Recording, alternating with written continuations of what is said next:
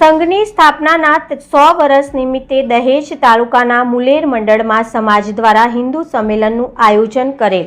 દહેજ ખાતે રાષ્ટ્રીય સ્વયંસેવક સંઘની શતાબ્દી વર્ષ નિમિત્તે દહેજ તાલુકાના મુલેર મંડળના અલાદર ગામ હિન્દુ સંમેલનનું ભવ્ય અને ઉત્સાહપૂર્વક આયોજન કરવામાં આવ્યું હતું।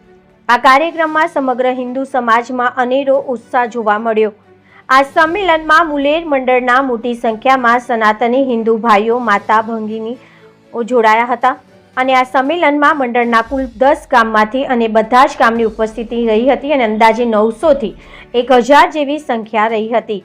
આ કાર્યક્રમમાં સાધુ સંત સાથે સમાજની સજન શક્તિ પણ ઉપસ્થિત રહી અને સમાજને માર્ગદર્શન આપ્યું। આ કાર્યક્રમમાં સંત શ્રી વિજયગીરી બાપુ લખાબાવા મંદિરમાં સેવા આપી રહ્યા છે। અતિથિ વિશેષમાં શ્રી જયંતિભાઈ લક્ષ્મણભાઈ ગોહિલ, સામાજિક અગ્રણી શ્રી હિમાંશુભાઈ ટનેશભાઈ કોટવાડિયા, શિક્ષક હાલમાં કેશવાન ગામમાં માધ્યમિક શાળામાં ફરજ નિભાવી રહ્યા છે, ખાસ ઉપસ્થિત રહ્યા। આ કાર્યક્રમના મુખ્ય વક્તા તરીકે શ્રી ધર્મેન્દ્રસિંહ નહારસિંહ રાણા, ગુજરાત પ્રાંત ધર્મ જાગરણ સમન્વય પ્રમુખ એ તેમના પ્રેરક ઉદ્બોધનમાં સંઘના શતાબ્દી વર્ષને માત્ર એક ઉજવણી તરીકે નહીં પરંતુ રાષ્ટ્રના ઉજ્જવળ ભવિષ્ય માટે સંકલન વર્ષ ગણાવ્યું હતું।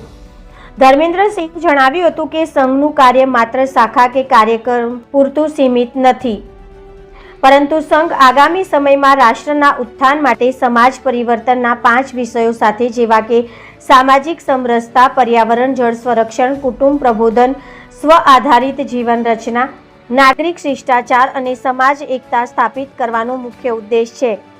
તેમણે સમાજને વ્યક્તિગત સ્વાર્થ છોડીને રાષ્ટ્રહિત માટે સમર્પિત થવાનો અને સમાજમાં સકારાત્મક પરિવર્તન લાવવાનો સંકલ્પ લેવા અનુરોધ કર્યો હતો।